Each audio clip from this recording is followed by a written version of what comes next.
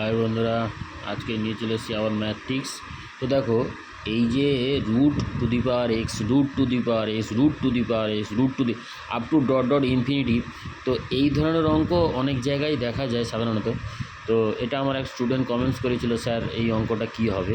তো দেখো এই অঙ্কটার ক্ষেত্রে কি বলি, দেখো এই যে এক্সটাকে বাদ দিয়ে এই যে বাকি যে পার্টটা রয়েছে ইনফিনিটি পর্যন্ত, দেখো এইটা টোটালটার মান যদি রুট হয় তাহলে এইটাকে অফ করে এটার মান যদি আমি বলি তাহলে x two the power x সমান আমি হাফ লিখতে পারি, কারণ এটাই তো আমার হাফ, তাই তো সমান হচ্ছে 1/2। কী ব্যাপারটা বোঝা গেল?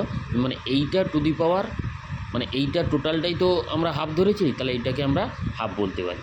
তো চলো তাহলে এবার এখানে আমি কি বলছি, রুটটা থাকার জন্য আমি লিখতে পারি কি এক্স, তার সঙ্গে হচ্ছে রুট থাকার জন্য 1/2, তার সঙ্গে 1/2 গুণ আছে টু দি পাওয়ার 1/2, অর্থাৎ কত হচ্ছে এক্স টু দি পাওয়ার 2 গুণ করলে সূচক নিয়মে 4 অর্থাৎ 2 এইটা।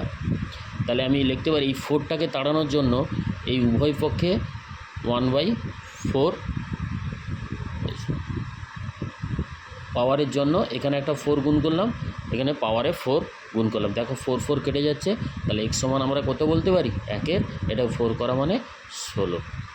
ঠিক আছে, তাহলে অ্যান্সার হয়ে গেল। Thank you.